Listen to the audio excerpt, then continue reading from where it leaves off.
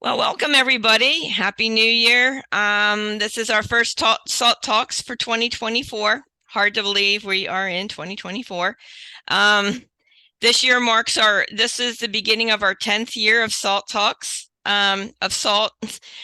We've had quite a number of things, over the course of the years, so many topics we've learned about, and just over 10 years, so much has changed over 10 years. Our children have gotten older. Some of you you're looking at transition. Some of you are going through transition, and some of you might be a little bit beyond transition. But I think transition is something that lasts our lifetime. I mean, there's always something they're transitioning to. So this month we are looking at we started in October looking at independent living, and this month we're kind of continuing that. What does that look like? How does our children prepare for that? Just all the different pieces that go into that independent living. We'll be talking tonight about preparing for that independent living, life skills, that kind of preparation. Later this month, next week, during our Lunch and Learn, we'll be talking to support groups. You have to have support groups. And the ones that I'm inviting, they're not limited to just like autism or just Down syndrome. They help with any disability. So we'll be talking with them next week. It'll be Wednesday during our Lunch and Learn. And then the last two sessions of this month, we're going to be talking about relationships, friendships, that whole aspect of sexuality, just everything that surrounds that. Every friend doesn't have to be a girlfriend, boyfriend, although sometimes that kind of it can come across. There are friendships and then there are relationships, and how to help them determine between the two. And then we'll be ending with cyber safety, because there's the online friendships. That's a whole new ballgame that wasn't there.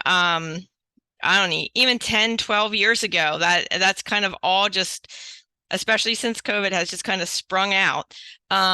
So tonight, we're going to be talking about the life skills and how to build on that, how to prepare for that independent living. And our guest speaker tonight is Dr. Amie Duncan. I'll let her tell you all of her credentials, but she's down around the Cincinnati area with Children's. And I'm going to turn it over to you, Amie, and you are co-host, so you can share your screen. And I want to thank everybody again for coming tonight. Happy New Year. Great. Well, thank you, Patty. I appreciate it. I'm glad to be back. I think this might be my third SALT Talk, which it's always one of my it's always been on Zoom, but you guys are always so engaging. So it's one of my favorite ones. Going to share my screen here, and then get going. Bear with me as I figure out this via Zoom. Okay. And okay. Can you guys see my screen and not my notes? Okay, super. So before I get started, really quick thing, if possible, I would love to hold all questions to the end. I find it hard to speak and monitor the chat, but I will promise to leave like a good chunk of time at the end, and I'm happy to go back to slides and answer any questions. You can put questions in the chat and then I can go through them at the end, so don't feel like you have to hold it all until the end. So lots of different options there, and I'm open, but want to kind of get through the content and then circle back. So feel free to either hold off and ask in person or use the chat, whatever you're more comfortable with. And so just a quick little introduction on me. So I'm a clinical psychologist. I've been at Cincinnati Children's for almost 15 years. 2024, later this summer, will be my 15th year. And my main clinical and research interest for that entire time, and even some time before that, has really been how to facilitate a positive outcome for, in particular, autistic teens and young adults after they are graduating from high school and entering the adult world. Clinically, most of my experience has been in the assessment and treatment of autistic adolescents and young adults. And this really informed the research that I've been doing for the last 10 years or so. And the research that I'm doing right now is developing and evaluating and then refining interventions that focus on executive functioning. So organization, time management, planning, prioritizing in students with a diagnosis of autism. And then sort of my absolute passion is building life skills and daily living skills. And again, much of my work is really on adolescents and young adults who have a diagnosis of autism. But so I'll talk a little bit about that, but I will also say that, you know, daily living skills are something that are applicable to really everyone as their children and adolescents and adults, and teaching them. And I use all of these things with my own 3 kids. I use them with a range of patients. I've worked at the University of Cincinnati Transition and Access Program, or UC TAP, and so have done a lot of this with their students there. And so happy to kind of, as you're thinking on this and how it may relate to you, to talk through maybe how some of the things I'm going to talk about could apply to your case or your, you know, your child or your client, whatever it might be. Okay, so I'll jump right into it. Let's see. Okay. So this may be obvious, but, and you can put it in the chat, but what is the single biggest predictor of a person's success? So I'm just going to put it out there. What do you think it is? There's no silly answer because this is a pretty broad question. If anyone has some thoughts, I'll check the chat.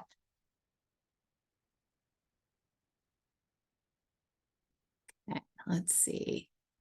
Their past. Yep, that's a good one. Motivation. Their independence. Yes, yes. Very good. Their attitude. Yeah. All really important things, right? And, you know, I think all things to be considering as you're kind of getting ready to, you know, especially launch into adulthood. But interestingly, what 2 really long running, you know, over 20-year longitudinal studies have found that the single biggest predictor of a person's success is whether they did chores as a child. And so we could say it's chores, but it could also be some of the things that come along with doing chores, right? Whether that's motivation, whether that's, you know, a work ethic, whether that's feeling like you're, you know, intrinsically giving value to your family and the household. And happy to send, you know, more info on these studies if anyone's interested. But one study found that doing chores from age 3 was the best predictor for having a good education, a solid career, and healthy relationships with family and friends. And then another study found that your willingness and capacity to work in childhood is evidenced by chores. That predicted having a part-time job, participating more in school, and was also a better predictor of mental health in adulthood, more so than other things like your family's income or some other sort of individual and family factors that are often looked at in these studies. So chores are important, and I think that you know, logically makes a lot of sense. And then, you know, one thing I talk a lot about with the families that I work with, especially of adolescents, is that, you know, most parents right now who have an adolescent or young adult report that about 82% of them did regular chores growing up. But now they're saying that only 28% require their own children to do chores. So it's flipped, right? Most of us did chores as a child, but now most of us are not necessarily requiring our children to do chores for various reasons. Maybe it's, you know, busy schedules or a lot going on, but those chores are really important. And we've seen some things come out of that in the last 10 or 15 years that even in places like, Stanford, their freshman dean, who's Julie Lythcott-Hames, who's wrote a lot on this topic, has talked about how, we're kind of launching a whole generation who doesn't know how to do a lot of things like laundry and cooking and just some of these basic life skills, and are also not often getting home ec at school. And maybe some of these other things, in, Girl Scouts or Boy Scouts or other things that help them build these skills. And so chores are really important and, directly relate obviously to life skills. So I'm going to talk a little bit about that. And these are my objectives today, is to really talk about the importance of daily living skills. Sometimes we refer to them as DLS, just to shorten that, and their relationship to achieving a successful adult outcome.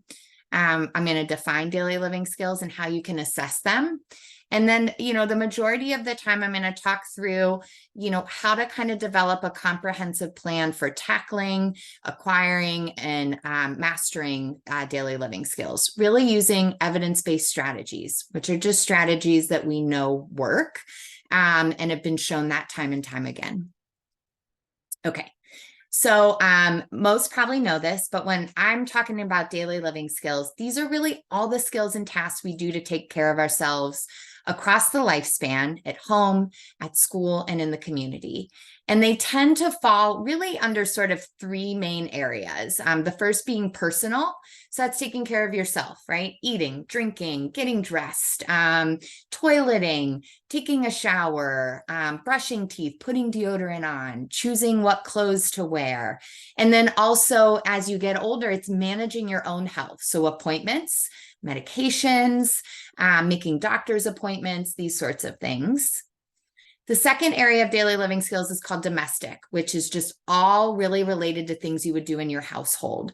So when you're younger, this is things like putting toys away, maybe making a simple snack for yourself, using appliances, a blender, a microwave, an air fryer, cleaning your own room, using bigger appliances like the stove and the oven, and then doing laundry, and then cleaning the whole home, right? And kind of developing a schedule for that. What do you need to do and when? Yard maintenance. It just kind of goes on and on. And then the last area of daily living skills is community, which is, when we're thinking about this, it really kind of is emphasized by kind of telling and managing time and organizing and kind of being able to do that as you get older and older, using a calendar, using a planner. Money management is a big piece of it. How much do things cost? How do you spend and save and budget money? And then how do you really save for larger purchases over time? And then lastly, transportation. So knowing how to get from one place to another when you're younger, all the way to figuring out how do you use transportation, whether that's, Uber or driving or a bus or other public transportation.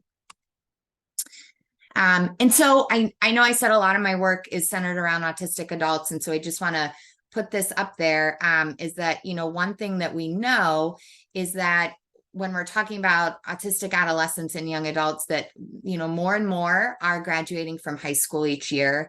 And we see that, at this point, our most recent data, over 50% have cognitive abilities in the average range. So IQs 70 or above. Yet what we're continuing to see again and again is they're not achieving this quote unquote optimal adult outcome, which we know is different for everyone, but this is sort of how they define it in these studies. It's that, the majority are still living at home with caregivers, not as independent as they would like them to be, their caregivers and or the young adults. The majority are unemployed, and a lot of them are underemployed. There's low rates of college attendance and graduation. And then over 50% report not having a true friend. And so we're seeing, despite, trying to get a lot of this early intervention going and other pieces, that we're still maybe not giving adolescents and young adults the intervention they need to kind of be what they want to be after high school graduation, whether that's working, going to college, living independently or semi-independently, and their social goals. And then, that little red circle moved. This comes out of the recent Lancet article, which talked about the predictors of a positive outcome, and how does that relate to our intervention?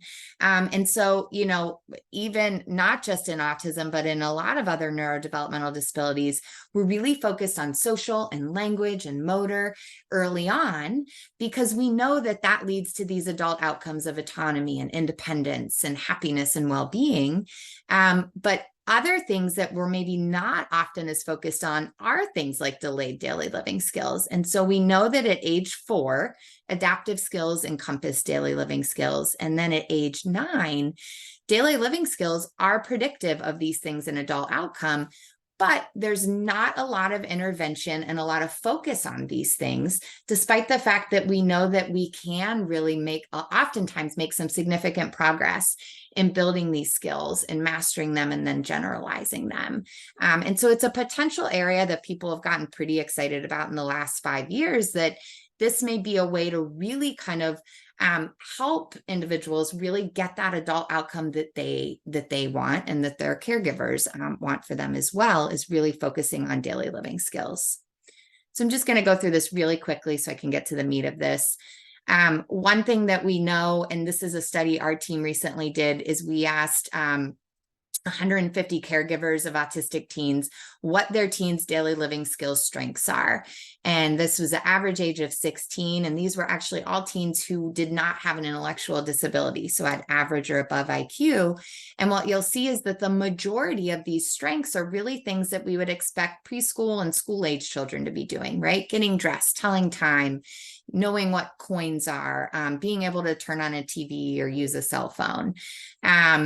But when we asked about daily living skills challenges, they tended to be sort of these age-appropriate skills. So things that the majority of adolescents between 14 and 18 are learning or starting to learn. And so what we've found, and what our team has really looked at children's, is that there's about, by the time autistic teens get to be about 16 years of age, there's about a 6 to 8 year age gap between their age and their life skills. So 16-year-olds are around oftentimes a 6 to 8 or 6 to 10-year-old in terms of their daily living skills. And that's a big, daunting gap to close, right? And can be overwhelming for families. Like I work primarily with adolescents, and it's like, oh, but gosh, we've got school, we've got social, we've got life skills. And so the piece of it, and the piece we're trying to talk more and more, you know, at children's and in other places, in these presentations and in other forums, is life skills is really something that needs to happen across the lifespan, right? That there's really you can't start too early, and it's building it slowly. It's figuring out the system, which I'll talk more about, so that gap is not as big, and it's not insurmountable. Though I would argue that even though these are a lot of things to target, it can be done using sort of a systematic plan. We can target a lot of these skills. Okay. And so, you know, this work really we've been working on Surviving and Thriving in the Real World, or STRAW for short, which is an intervention that I've developed with a few other researchers and clinicians and lots of families and lots of adolescents with a diagnosis of autism over the last 10 years. And so what I'm talking about today is really kind of the culmination of all the work that's gone into that, and all of the clinical experiences and feedback that we have gotten from caregivers and teens and clinicians who've been a part of this journey. And if we've got time at the end, I'd be happy to show you sort of what one of our sessions looks like, if that's something folks are interested, but also happy to talk offline. We're getting ready to publish the manual finally too, so that'll be coming out later this year. And we're going to have a training for clinicians. So if that's something you're interested in, or you know of someone who is, feel free to give them my contact info. These are the elements of STRAW, which again, I won't go into too much detail, but you'll see that we're really targeting these age-appropriate daily living skills in autistic teens that were identified by their caregivers or things that they need to work on. And we use a range of evidence-based strategies and some key treatment ingredients, like a contract, which looks like this. And so what we do is we have families and teens work together to set a daily living skills goal in each of the areas we target. And then we have a caregiver group where we sort of all get together and normalize some of the struggles that are involved in not only, raising teens, but targeting daily living skills, which are not fun necessarily, right? None of us, I don't like doing the laundry or putting the dishes away, but they're not necessarily fun things. And so we talk through that and problem solve and brainstorm. And then we have the caregiver and the teen work together in their home via Zoom on these skills and build them. And so this is really the key piece of our intervention. Okay. So what I want to spend the majority of today talking about, and then, like I said, happy to take questions, is, using the knowledge and experience that we have creating and delivering the strong intervention for autistic adolescents.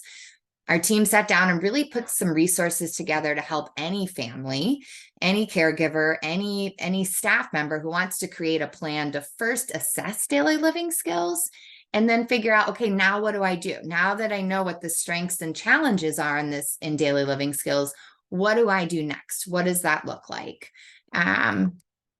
Okay. So in terms of doing some assessment, there are many different ways to do this. So I'm just going to go through them. I would argue that there is not a wrong or a right way. It's kind of going with your gut, maybe what speaks to you, what makes the most sense. I will say if you Google life skills and, intervention, you will get tons and tons of popular press articles. It's everywhere, especially I feel like right now with the new year, it's like everyone, right? We want to work on things and improve ourselves, and you can kind of be inundated, but there's a lot out there. But if you're someone who likes TikTok and Pinterest, I have a lot of families that they like pulling checklists from these articles or find that this is helpful for them. So I think, again, if that speaks to you, that can be one way to kind of figure out, okay, what should I start working on? There's also some great checklists out there. This is a checklist from Marie Montessori, who founded the Montessori schools. And so this checklist is from the 1950s. But a lot of it's, still really relevant. So if you've got, a 6 or 7-year-old or a 12 and up, it's kind of going through this and seeing, well, that's something, let's start there. Let's start with 1 or 2 things and slowly build up, or they're already doing that. So let's just add on one other one. So there's some great checklists out there.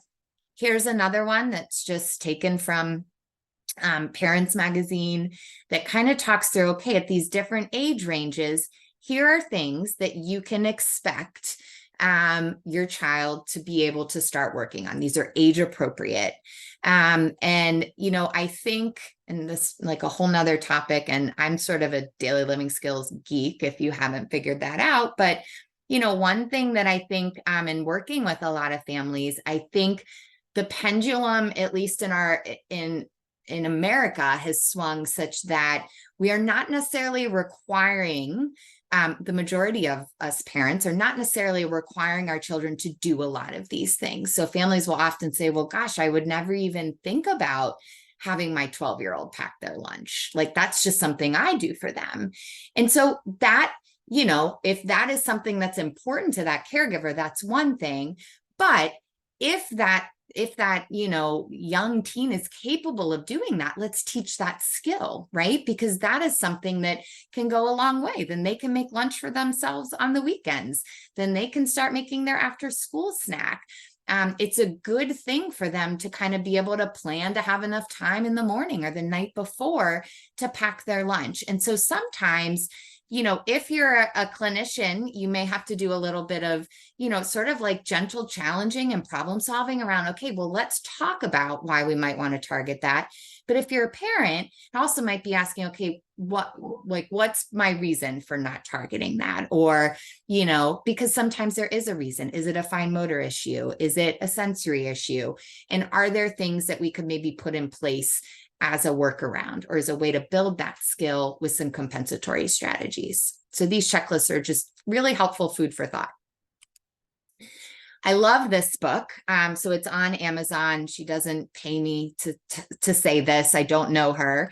But it's a book that is just a giant life skills checklist. And, I would argue it's like potentially a little overwhelming. So I think just know that going in, that, you don't necessarily expect your 11 or 12-year-old to have the ability to stop a leaking faucet or to, remove an item that's fallen in the sink.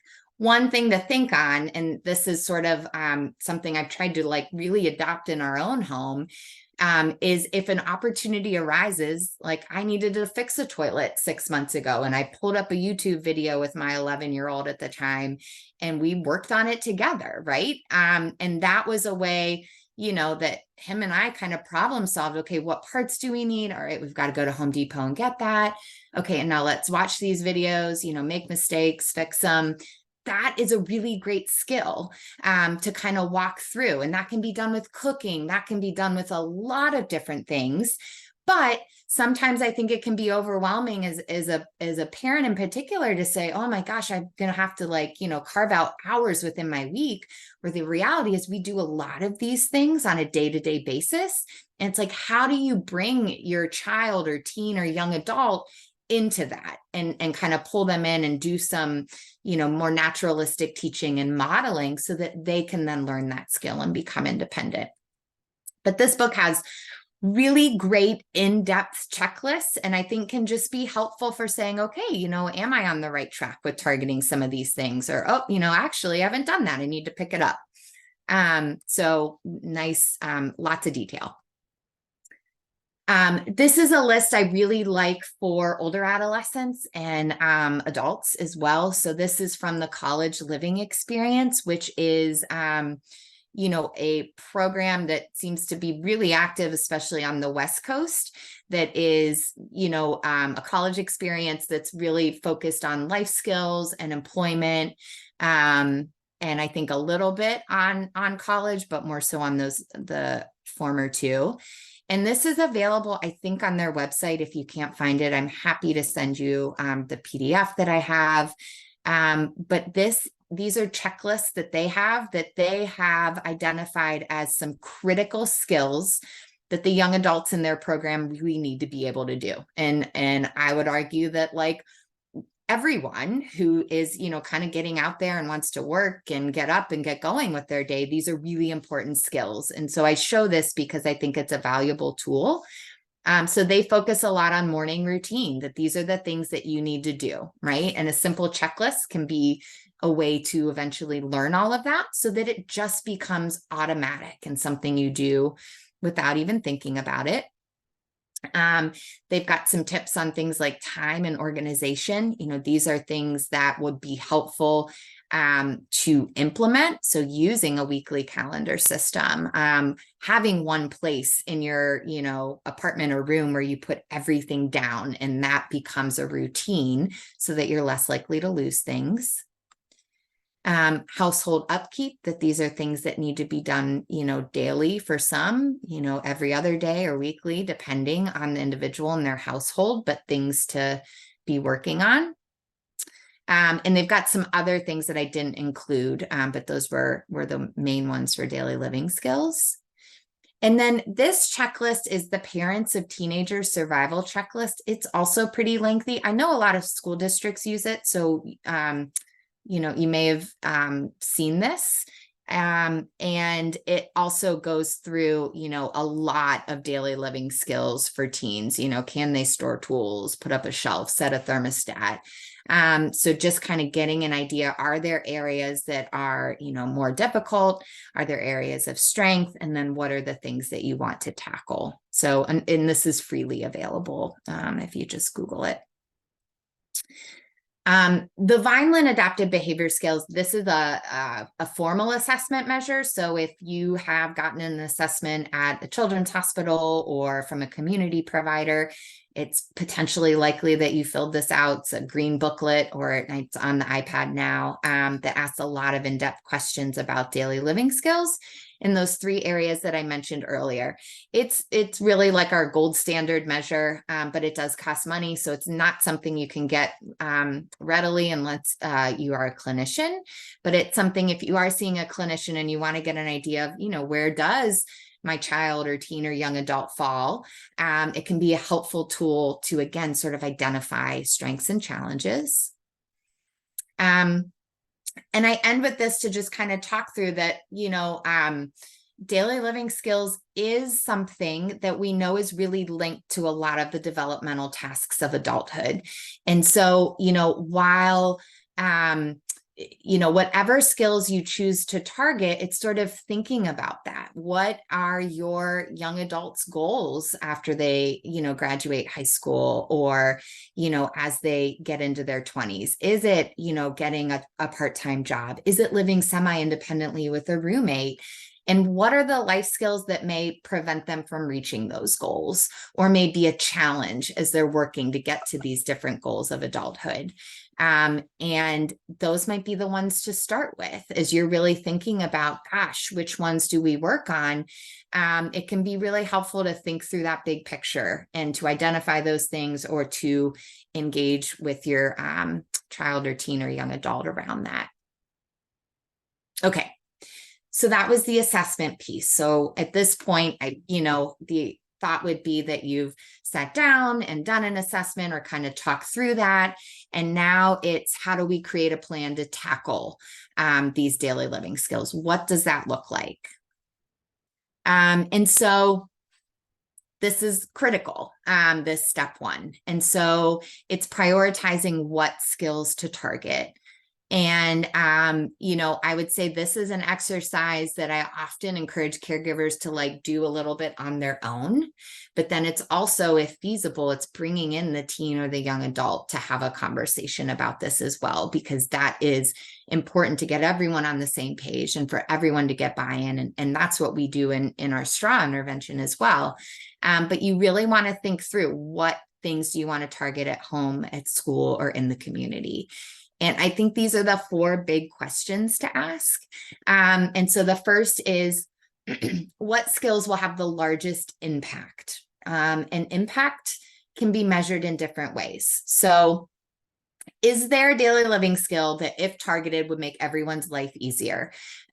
Most caregivers of teens that I work with talk about how awful getting out the door in the morning is, right? Like, waking up to getting out the door to go to school is often a really stressful, harrowing time. And if we could build independence in the life skills that happen during that morning routine, that would make not only the teen's life easier, but the caregiver's life easier, and siblings or others who are there.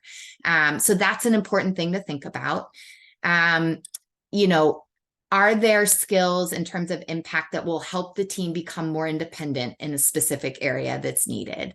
So if they've got a part-time job, is it important to really hone in on money management in terms of spending and saving?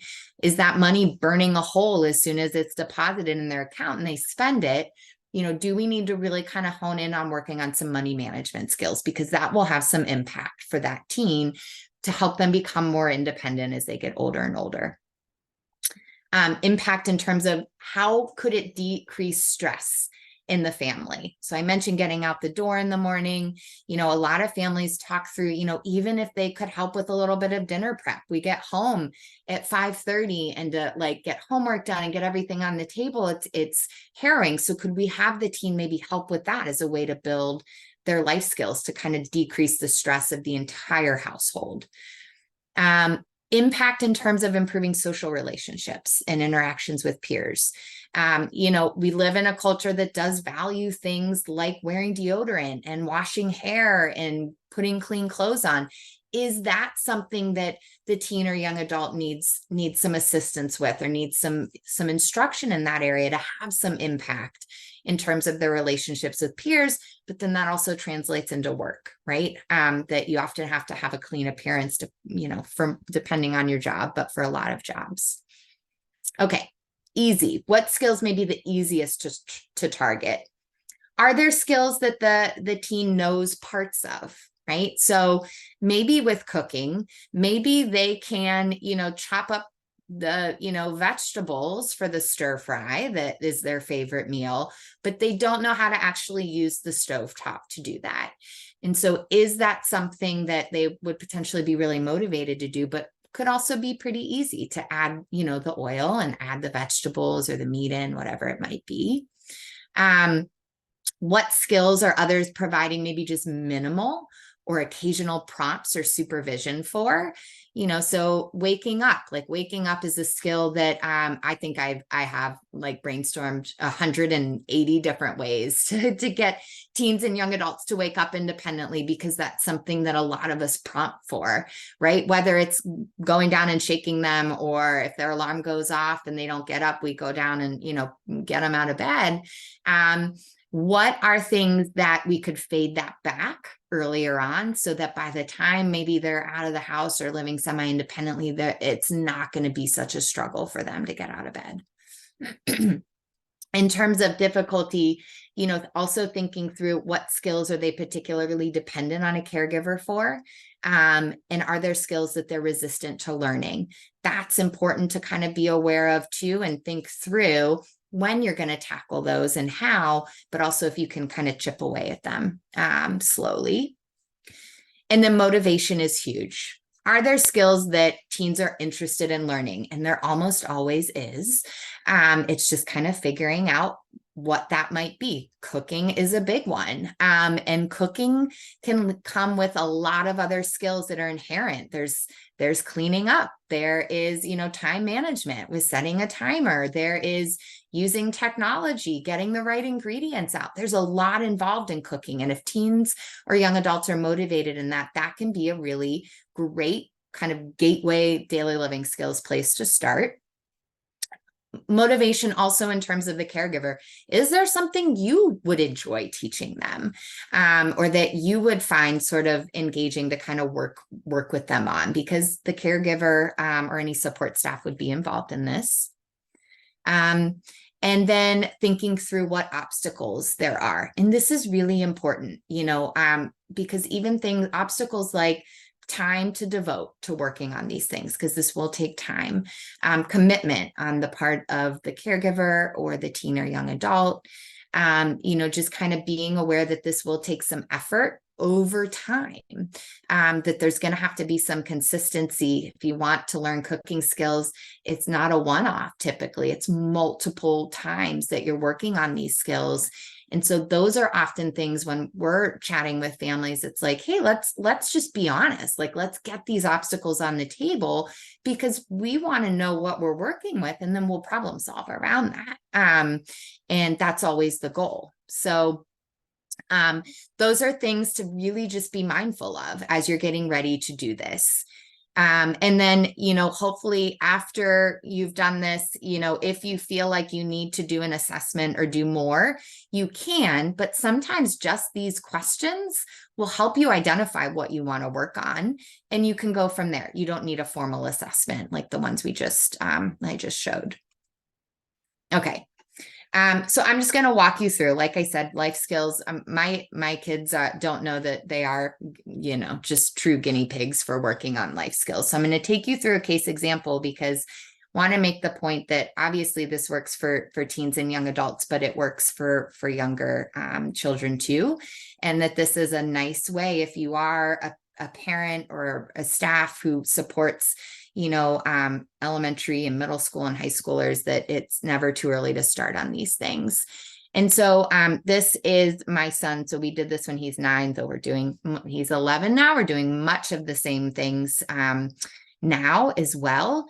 And so what I will say is we went through this together, and we talked through the skills that will have the largest impact. He is highly distractible, has a lot of energy. And so the skills that would have the largest impact for our family, which, like all families is busy, are what we call our morning, afternoon, which is our after school, and our nighttime rhythms, mostly hygiene things, or getting ready for school, or packing our backpack for school, that really truly do have a rhythm, and that you do these same steps every day. But that to be able to not remind him to do them all the time would have a huge impact on my stress level to get out the door to go to work, getting my other 2 kids out the door to go to school. So that was huge. It was a no-brainer.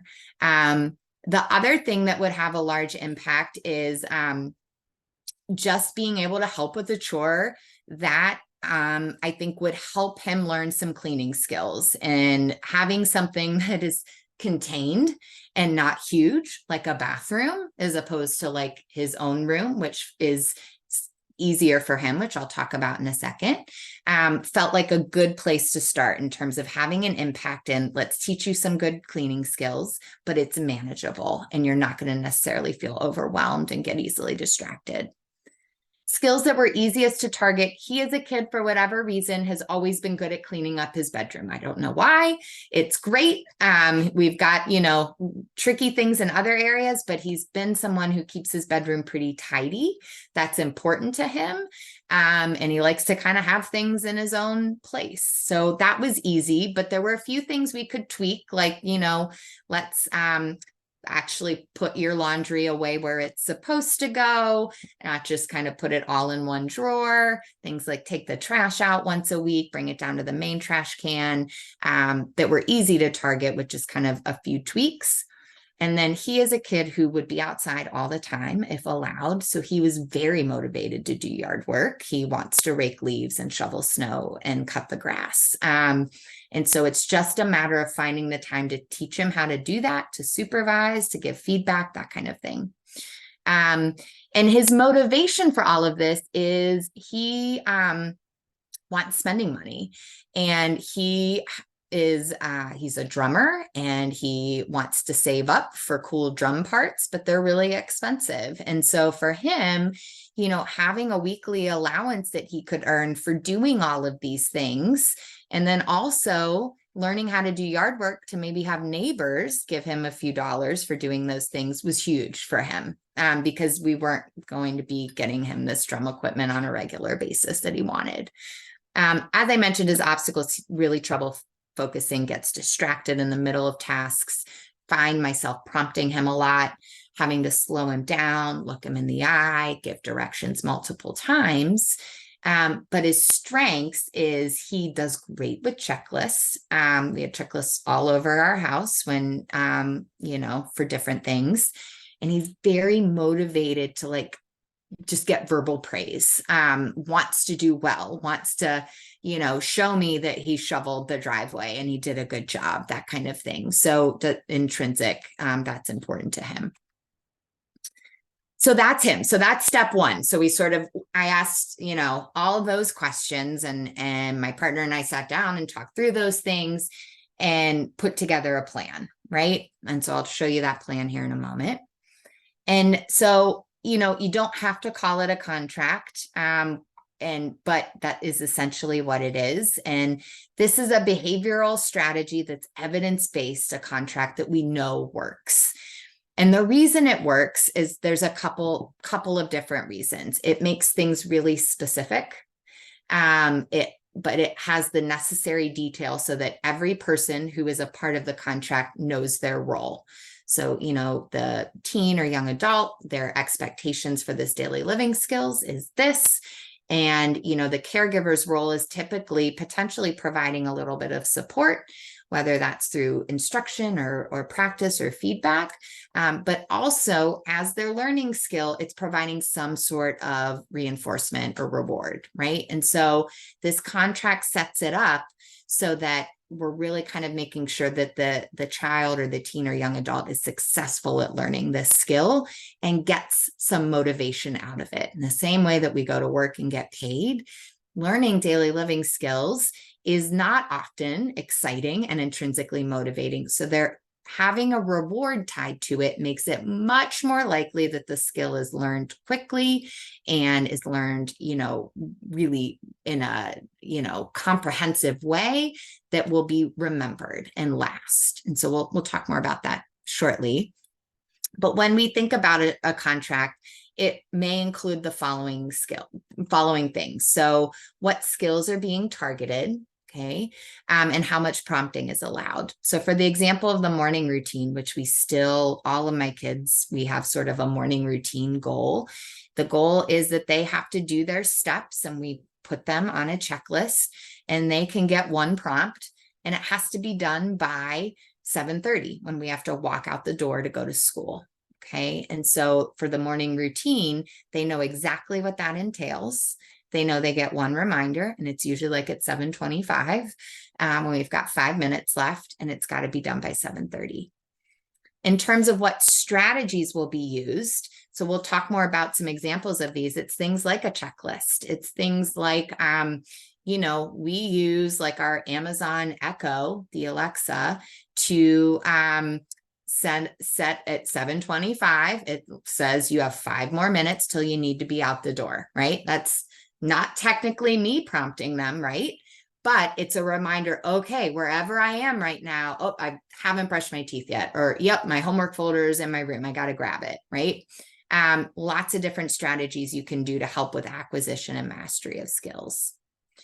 You want to indicate how often is the skill targeted? Is it every day? Is it once a week? Is it twice a week? Something like with morning rhythm, we do it just on school days, unless there's something else going on the weekend, and then we'll make a note of that. And then what does the child earn for working on that targeted daily living skill? Is it something like they get to stay up 30 minutes later than normal on the weekend? Do they get to pick movie for movie night? Do they get extra screen time? Do they earn an allowance? Lots of different options for earning a reward. It does not necessarily have to be monetary. It's figuring out what's motivating for that individual, and then setting the expectations and the goals around that. And then when you have a contract, you always want to make note when you're going to reevaluate it, right? And so, when you're getting started with this, every week is a good way to do it, like every Sunday night, maybe before the week gets going, just kind of review it. How are things going? Did you meet your goals? Do we need to change things? Are you still motivated by these rewards, etc.? The thing that I will know, and what we do in our STRAW intervention with autistic teens and their caregivers, accountability is really helpful, right? And so when our families are working on these skills, they have a group of 6 to 8 other families who are also working on this. And it's really helpful to come in every week and say, oh, here's what we said we were going to do last week in terms of our goals. Here's what we did. Here's what went well. Here's what was challenging. And the whole group is involved in that accountability, right? And so I know not everyone can have that, but even if it's a friend, a family member, a spouse, or a partner, that is really helpful, because then it's not all just on one person managing this contract, which can make you feel like the bad guy sometimes, if that's your own role. Okay, so here's case example from my son. This is what his contract looks like. He's got 6 daily skills that we targeted. Morning rhythm. And so I know this sounds crazy. He gets up at 5:45 every morning. We leave for school at 7:30. So we fill that time, because otherwise things go awry. So he's got his morning rhythm, which includes emptying the dishwasher. He's got some vitamins and other things he needs to take in the morning that are included in that. He's got his afternoon rhythm. He puts his laundry away each night, and then he's got his nighttime rhythm. A lot of that is around hygiene and whatnot, but he knows what those things are. So those are his 6 daily skills. And then he's got 4 weekly skills. We have chore day on Sunday in our house that just works for our family. And so he has to clean his room.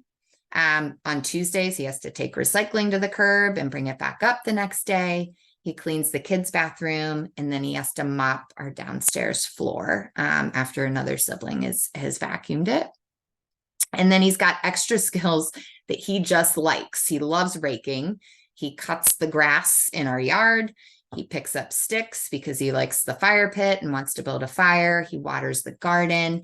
And when we have a home maintenance job like painting or hanging up a picture, he really wants to be involved in that. And those are not necessarily things he's earning rewards for, because he just likes doing those. So if we're outside doing them, he will just kind of be along helping. But if a neighbor asks him, that's something he's kind of known for now, that if someone needs help with that he can earn a few extra bucks for helping a neighbor mulch, because he enjoys that. The strategies we use, we call it our chore chart. And we have a regular discussion of skills. So we do our sort of weekend reevaluation of things, but we often actually do it like kind of on the way home from school, because we're in the car together, and we can kind of talk about like what went well or what didn't go well with something over the last few days. And then the way that we do it in our house, and this is not the right way, it's just what works for us, is he gets a weekly allowance. And what that allowance is for is all of the things that he may want to purchase. So if he wants to go to the movies and with a friend, he's got to use that to buy his ticket and popcorn. And the reason being, it's a great way to teach money management, spending, saving, budgeting. How much do you have? What's coming up? What do you want to save up for? How long is that going to take? And beyond that, we also do a lot of verbal praise, which I mentioned he's really internally motivated by. And this might be hard to see. This is what our chore chart looks for him. So this is magnetic. It's like 11 by 17-ish. And he's got all of his things on here and we check them off as we go. And we're really at the point now that we don't even always need to check them off. He just looks at them and makes sure that he has done them. And that's enough because it's becoming automatic in his head what a lot of these things are, and which is good. That's probably where most of us are with things like our morning routine, for example. And then rhythm checklist is something that we do a lot. So we write out his rhythm on a whiteboard or an index card, and we have him kind of look at each step and check it off. So that is another sort of easy tool that you can use and put anywhere, whether it's an index card or a Post-it note or you laminate it. It's helpful to have those things posted. Here's another example. I mentioned, like, I've got 2 other kids. So, you could do something like you have a whiteboard and each kid has a Post-it note. Or you could use pictures for this. It doesn't have to be words. So a lot of different ways to do this to make it work for your family. And a lot of families that I've worked with have talked about how they actually end up very slowly doing a system like this for all of the kids because it feels fair that way. But it also, once you get going, it's actually like decreases the amount of work that the caregiver typically has to do. Like once the skills are taught, it kind of becomes a nice, well-oiled machine to some degree. Okay. So want to just show you a couple example contracts. So this is from our straw intervention. And, this is sort of an example of a contract of one of our teens when we're working on these skills, which I showed earlier, but want to show you some other iterations that I've used over the years. This is something, I don't call it a contract. This teen that I worked with did not like that word. So we called it an expectations agreement, which they liked better, and that's fine. But it's just, sort of daily chores, weekly chores, and then there were a lot of issues around homework. So we set some expectations around homework starts, you get a 30-minute break after school. Homework starts at 3:30. You've got to have your assignments written in your planner. We're going to go through them one by one. So you can have expectations for an area that's maybe kind of a trigger spot for whatever reason. This is an example of a detailed contract from one of our teens who was in our straw intervention. So you see it's pretty detailed. A little bit about this teen quickly. Was very unmotivated when he started the intervention. So parents were very on board, wanted him to do this. He was spending the majority of his day either at school or playing video games or, on his computer. And so he didn't have a ton of demands placed on him. And that's not being judgmental. That's just truth. But his motivation increased significantly when we talked about not only the importance of some of these skills would have, he wanted to move out. He did not want to live with his parents. He wanted to get a job and be on his own. And so we talked about how you actually have to have some skills to do that, right? Like you need to be able to take care of yourself. And his parents were also willing to kind of give him some rewards for doing some of these things, as you'll see all the way on the right. And so it took some time for us to find rewards that truly were meaningful. And what was tricky is he kind of woke up and was able to have as much screen time as we wanted. And we had to fade that back a little bit. So it was like, okay, you wake up and you've got an hour of screen time. And if you want to earn more, there's things that you need to do. And that was a little tricky, but we were able to make that work. And again, that it was helpful for the family to kind of be in straw because they got support from other families as well as the therapists. And that was a rocky couple first weeks of doing that. And then we got into a flow, and there was, some intrinsic motivation kicked in for this teen. And we saw steady progress, though summer break, back to school, there was a little bit of a hiccup, which I think is pretty common, but they were able to kind of get back into it once they were on a more consistent routine. And this teen got a lot out of seeing the progress and seeing that these were things that were going to help him become independent, because that was something that was motivating for him, was to be able to move out and be on his own one day. Okay, so I'm going to go through some evidence-based strategies that you can use to build daily living skills. And these are things that have been identified that work, kind of on their own, but you could also put them together to build a system. And one thing to think on is, once you find a strategy that works, it's totally fine to keep using that strategy over and over and over again. I put everything in my electronic calendar, and I would be lost without it, but that works for me. I've got, remember to, go to the grocery store at this point in the week, and don't forget to get this. And so that works for me. I don't know if that would work for everyone, but once you figure it out, it's stick with it. And that's really what we talk about with our teens and young adults.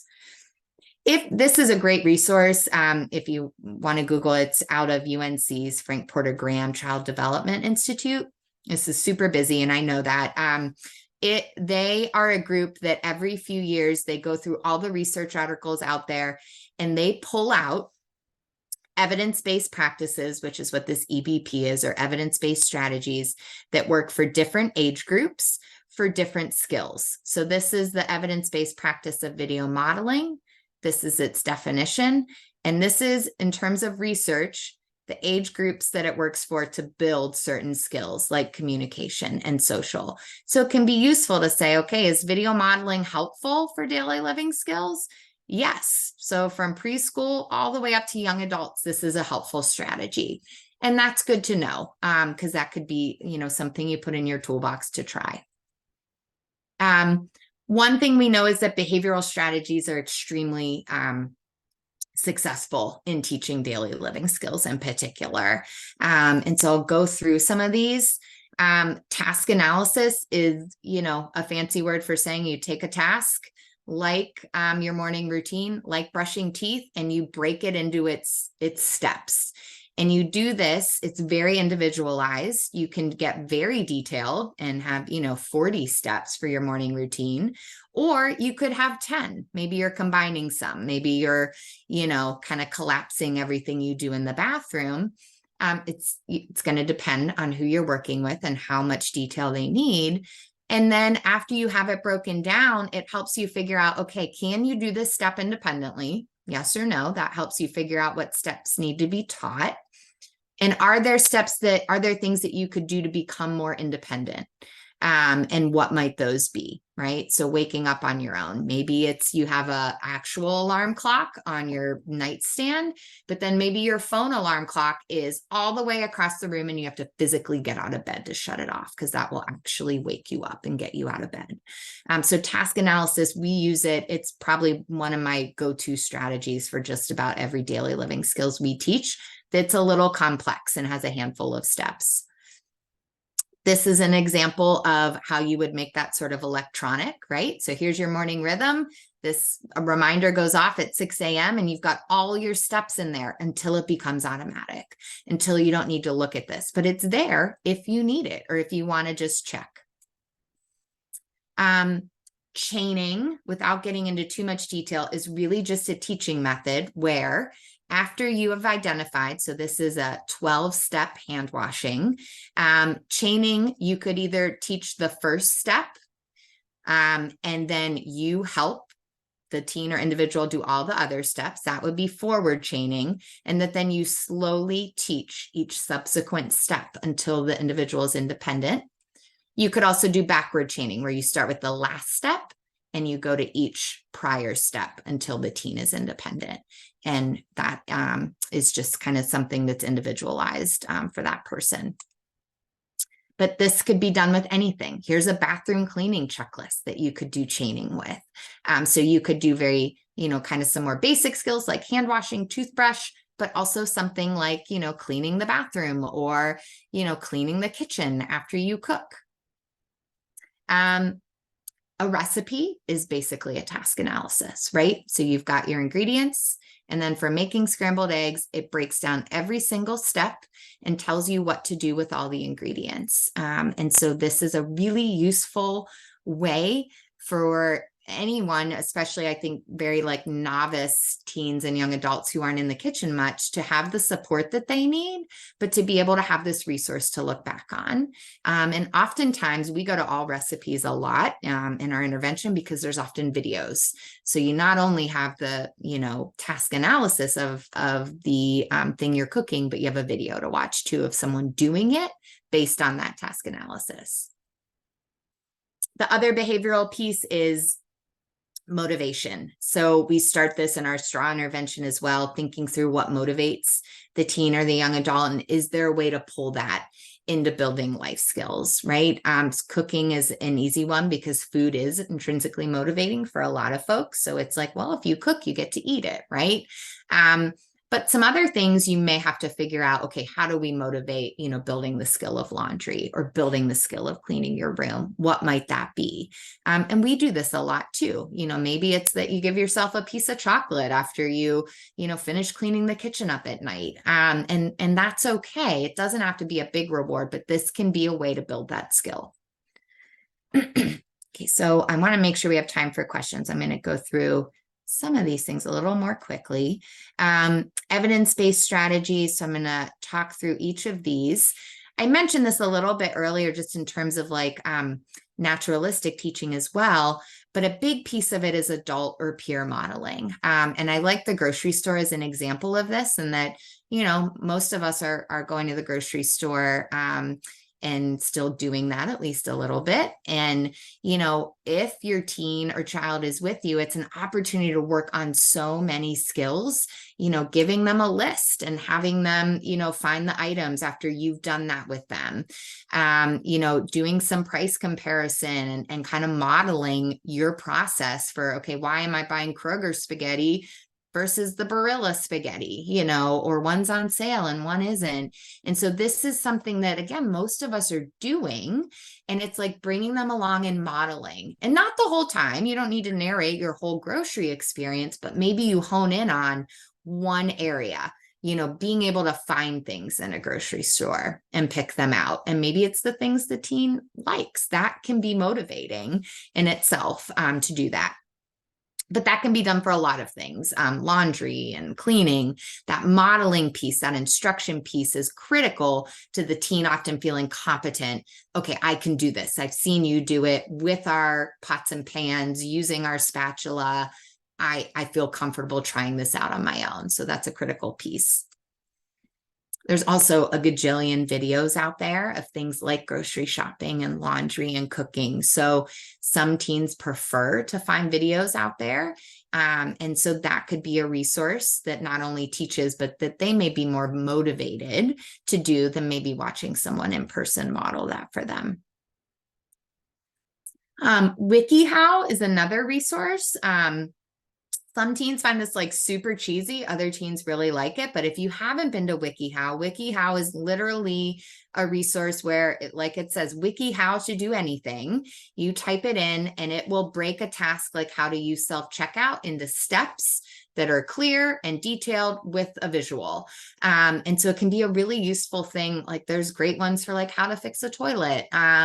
So that can be a nice resource too, especially some teens don't, or young adults don't like videos. And so this is an alternative to that. There are a lot of apps out there for just about everything, as you all know. But some really good ones are things just like the basic alarms, the reminders, the calendar, and the notes app to just remind things, or to at a specific time, hey, 5 o'clock on Wednesdays after school is your day to do the laundry. Don't forget to get it started, or to set a timer on your phone to switch the laundry from the washer to the dryer. and then a timer to remember to go get it out and then put it away. And so some of those most basic apps I've found have been like the most helpful as we're building a system.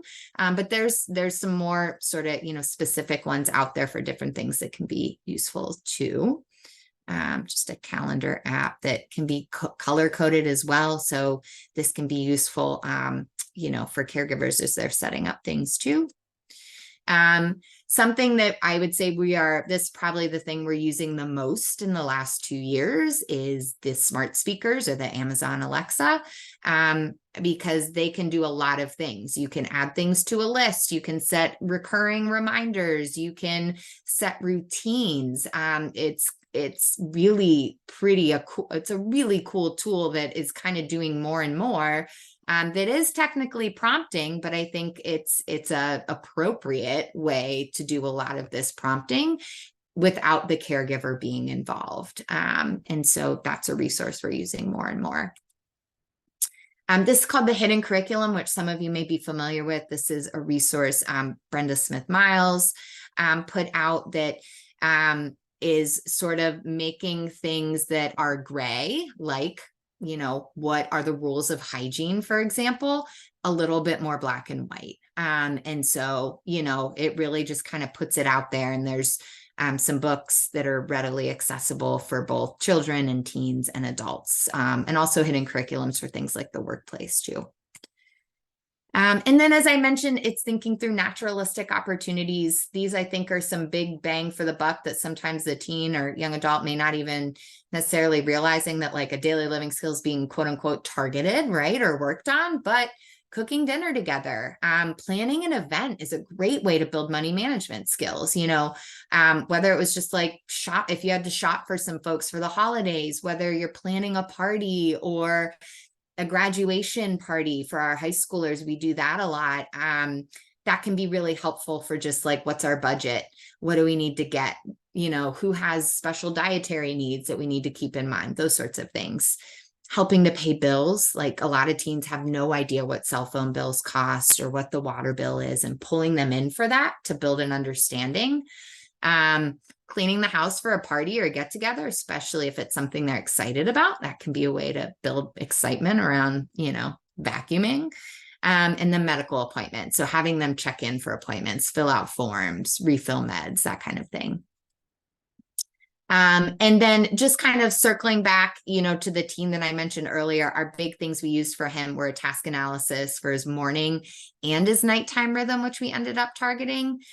We also put all of his hygiene things in like one of those like little baskets that they'll often like bring to the dorms, so that it was just all right there. His toothbrush, his toothpaste, his face wash, his medications that he had to take at night, that kind of thing. The family used a whiteboard to put the contract in plain sight, so it was always there. We used a lot of alarms for reminders like laundry in particular.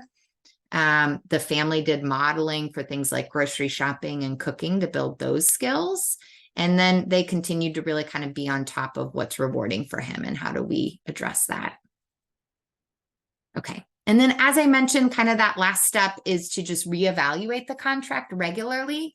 So you might have to change rewards. They may not be rewarded by the same thing after a while, and you may have to talk through that. You want to add new skills to target. You fade rewards eventually, in the same way I say probably a lot of our kids maybe earned like a sticker or a piece of candy if they use the potty. They probably maybe don't get that anymore. It's the same with life skills. You fade back those rewards and it becomes an expectation. And so we work with families on how to do that, but it does take some time. And then modifying expectations, how much prompting is needed versus doing it completely independently. Just some obstacles, and we can talk through those if folks have questions. For parents and caregivers, the things that we talk through, especially in our intervention groups, are things like being over involved, maybe with certain things, letting go of just kind of maybe it's control. Like one parent like really just disliked how her son put his shirts in his dresser drawer, and so never let him do it. And it was like, well, I mean, just don't look, right? Like maybe that's something to let go of because it's one less thing kind of on your mental checklist that you're doing, and kind of talk through that. Thinking through expectations, whether they're too high, too low, just right. Time and prioritizing other skills, daily living skills, like let's prioritize some of them, but then there's also other things, and how do those all fit together? For kids and teens, we take a lot of sensory issues and aversions into consideration, especially with hygiene and cooking in particular. Thinking through time and interest and motivation, but also some fear and anxiety often comes up around life skills, growing up, failing, operating appliances, those sorts of things. And so we often have to figure out how to work around, but still work on those skills. So these are just the take-home messages, which have hopefully come through. But daily living skills are really critical. But, to really do this well, it's creating a plan that you identify skills, maybe use something like a contract that incorporates evidence-based strategies, and to make sure to celebrate successes as progress is made and you're seeing new skills and independence and autonomy happening. This is just a quick, if anyone's interested in the straw intervention and learning more about it, we are going to do a training for clinicians later this year. So if that is something you're interested in, you can contact me and I can give you a little bit more information. It would just kind of give you all the tools to be able to deliver that in your practice. And then we are going to be doing a research study with autistic adolescents who are in the 11th and 12th grade. We're going to start recruiting in the next 1 to 2 months for our straw intervention. And participants are either randomized to our straw daily living skills intervention, or they get the peers social skills intervention. So regardless, adolescents and their caregivers get a really good intervention. And it's just about all via telehealth. So you come in for one assessment visit, and then everything else will be done remotely. So it's not super time intensive in terms of like traveling to Cincinnati. It's just that one time. So if you're interested or you know of someone who's interested, feel free to pass along that information.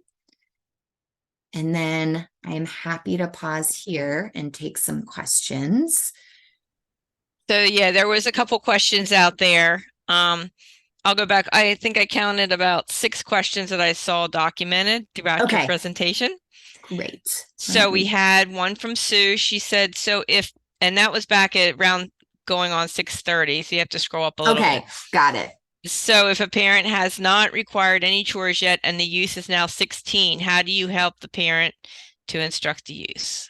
Yeah. And so first I would say that is like not uncommon. So I think kind of normalizing that is, I would say almost more the norm than not, that most teens are not necessarily doing a set of chores. I think it's starting slowly. So you're not going to present them with, here's your 10 chores that you are now doing. It's saying, hey, this is something that as you get older, you need to start learning these skills. And I think your teen, right? So is there something they're motivated by? Is it, is there something you can reward them with, for example? Is it that they do want to get a job or go to college? Because life skills are really necessary for these things. And then it's starting slowly, 1 or 2 things at a time. And when we're in this situation, I often tell parents, it's like, you almost want to start with a chore that they've got some experience with. And so I know I keep going back to cooking, but that tends to be our lowest hanging fruit. A lot of teens like some aspect of cooking, whether it's baking.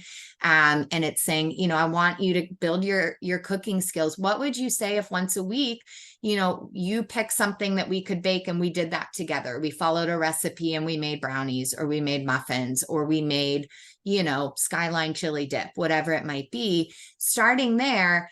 And then saying, this is something as we get going, we're going to add on and have you take on a little bit more responsibility. I'm going to have you be involved in that. I think involving the teen, if they can be, is really important. And saying, hey, here's some things I think we should maybe work on. Do you have ideas?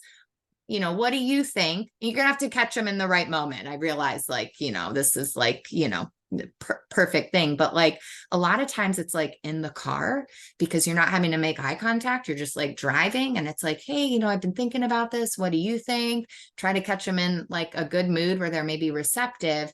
And then it's being consistent about it, kind of developing that plan. So I think it's planting the seed and then building incrementally. That makes sense. The next one I see is from Angela's how to handle as she learns a new skill, she seems to lose one she already had. Yep. So that's a great question. And so I think with that, so as you have a new skill, it's finding ways to continue to use it so it doesn't get lost, right? Because I think, one thing that, depending what book you read, they'll tell you different things. It can take a long time for something to truly become mastered, and it depends on the individual person. So, with something, even if it's, just making, toast for themselves, right? It's making sure that they are doing it on a regular basis and slowly introduce that new skill, but keep that old skill still in expectation. So you're still making breakfast for yourself every morning, but now I want you to start taking your medicine on your own, right? So it's in the pill box, take that. That's the next thing we're working on. But you're really kind of targeting both of those until it becomes something you don't necessarily have to monitor or reward. And, one thing, I think there's like this myth out there that if you do something 21 times, it's a habit. And that's maybe true for some things, but for a lot of things, it takes a lot longer than that. And for some things, it may not take that long at all. And so it's not necessarily putting a number on it, but really just like kind of taking that pressure off yourself and saying, we're just going to kind of figure this out as it goes. We may always make breakfast on the contract, or it may take a year for that to kind of fall off and just become an expectation. And that's okay. You just want to keep building those skills. Yes. Okay. So contracts for those with intellectual disabilities. So one thing that I didn't mention, I know the straw interventions for autistic teens who do not have an intellectual disability. Where we are now, and I think where we're going is we're really hoping to adapt straw for those who do have intellectual disabilities. And so this is actually something I'm very much thinking about very actively, how we do that. And I think it's really hard to answer this question in a presentation format because it's just very dependent on the individual in terms of their language, their communication, their reading ability.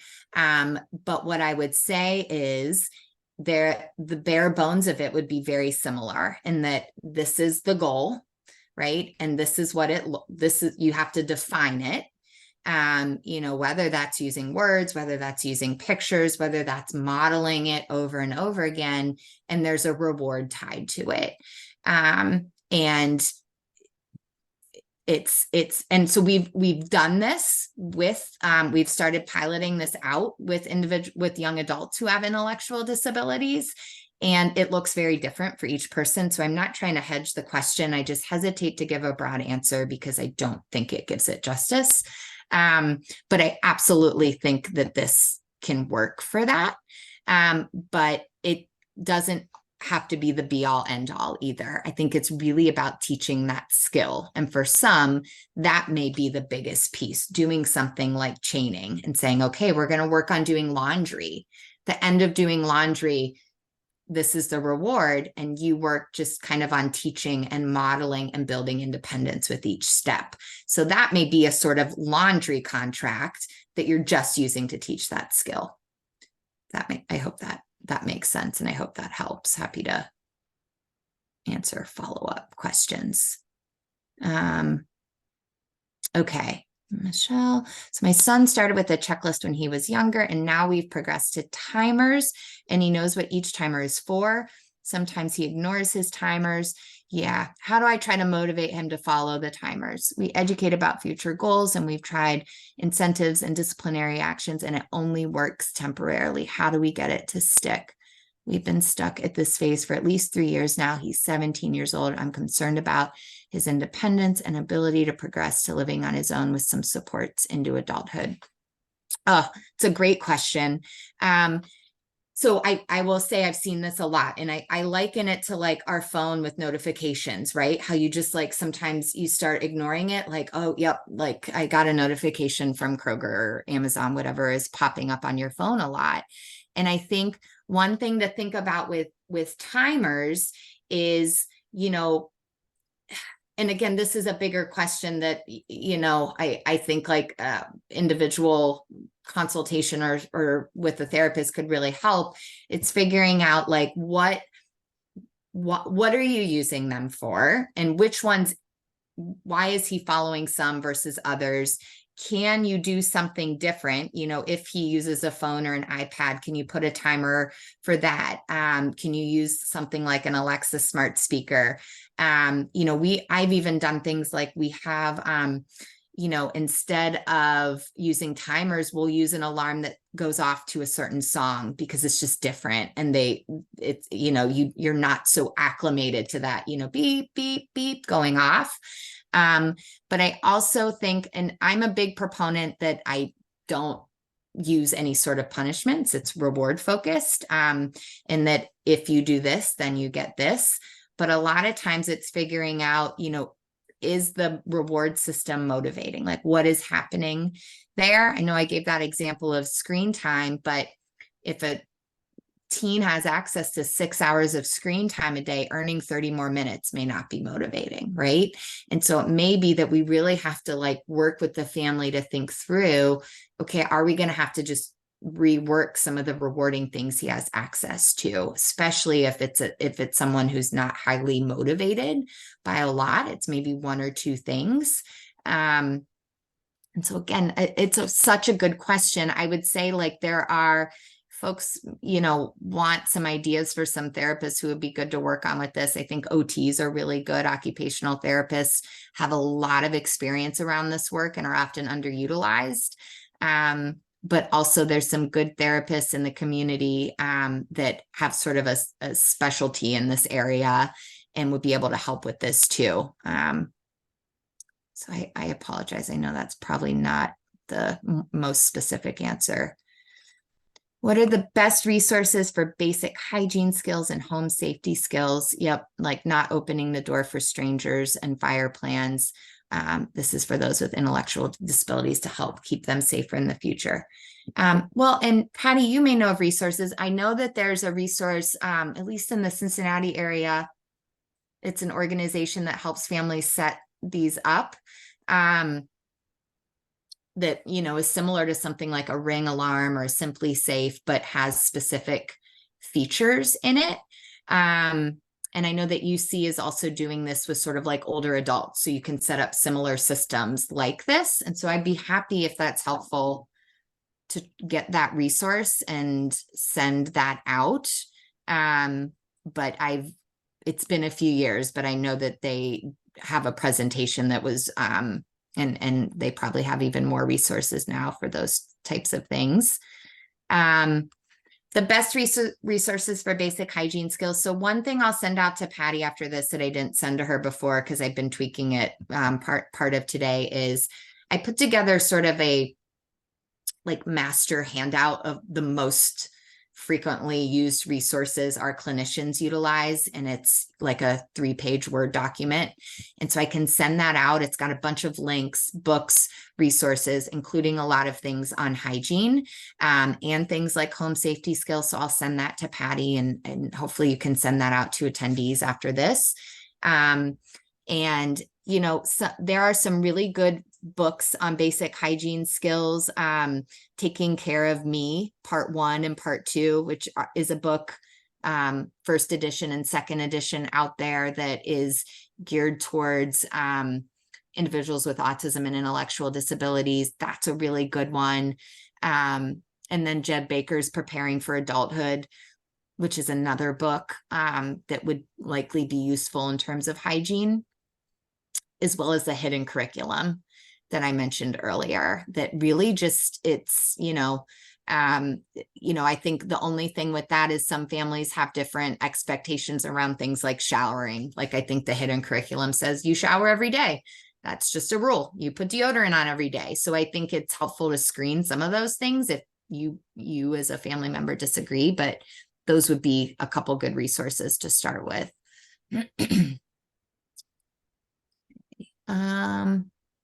Okay, I also have difficulty with cooking. He knows how to make a burger on the stove and cut up potatoes and put it in the air fryer. Yep, but if he doesn't watch the food, he doesn't want to cook. Oh, but if he has to watch the food, he doesn't want to cook it. How do I handle that situation? If he wants to live on his own, he needs to learn past throwing something in the oven or microwave. Yeah, so that's a safety issue, right? It's huge. And so I think a piece of it is there a way to make staying in the kitchen more inherently motivating? Is it like listening to music? Beyond just saying it is a rule, you are not allowed to leave the kitchen when you are cooking for this reason. But if that is not something that the individual will respond to, and I know that's going to vary, for some, that's enough. But it could also be that if that is a significant safety issue, and as they're getting older, it's something that you may have to wait till they're a little bit more mature and ready to hit that skill. I've worked with a lot of teens who primarily cook things, honestly, in the microwave, not even the oven, for the same safety issue you're bringing up. And there is actually a lot you can do in the microwave, right? And so we start there with the hope being, and like I'm, have in touch with one of my, very first clients we did life skills with, and he's in his late 20s now, and he is doing things that at 17, we never thought that was something he would get to. And it includes cooking for others on the stovetop, where 10 years ago, that was not something he was capable of. But I think some of this was like maturity and realizing like, oh my gosh, I can't walk away while, I'm browning ground beef on the stove for tacos. You can't do that. But a lot of it was sort of naturalistic learning, burning things, having the smoke alarm go off. Sometimes those things are really what like kicks in and sets the lesson for what to do and not to do. Okay. Yep. Is there anything for straw? Yep. Like straw for IQ less than 70. So not yet. So straw is really like the first, but like I said, we're working on it. But what I would say is this is absolutely something that I would say is really in the wheelhouse of a lot of occupational therapists.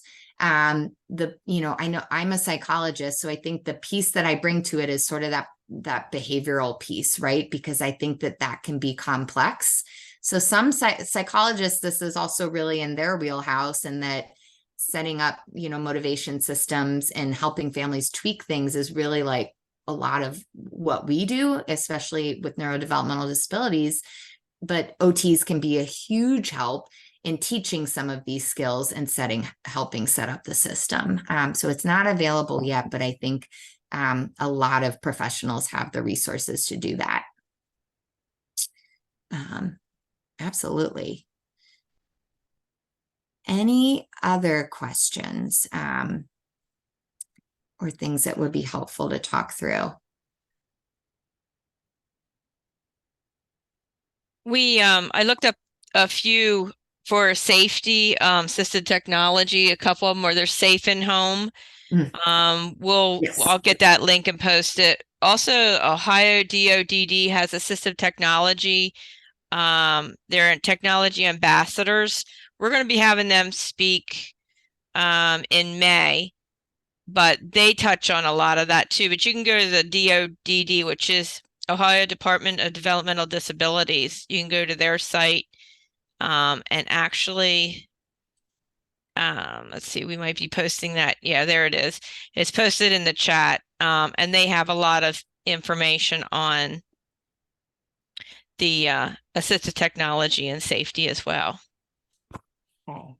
And Patty, really quick, this is the, I will send this out to everyone. So we've got a copy of the contract. We've got like an example of a task analysis. And then this is what I was working on, are these links. So this is an old version, but I'll send you guys the newest version that has books, articles, laundry, cooking, money, etc. So I'll send this out, and hopefully that's helpful. A lot of technology resources as well. So that is something that I think will hopefully be valuable to everyone. Wonderful. I mean, that's all great information. I'm going to, those who want to, you can stay on. I want to thank Amie, Dr. Amie Duncan, for speaking. I'm going to close the recording, but this gives you an opportunity to raise your hand, ask her anything. If you didn't want to type, I know sometimes when you have a lot going on, a lot of questions, sometimes you just don't feel like typing it. I'm that way. It's like I'll call somebody instead of texting because it's like I am so sick of texting. So 1 second while I close the recording, I want to thank again Dr. Amie Duncan for all this information, and for those who attended our first 2024 Salt Talks of the year. So 1 second as I find that. Okay.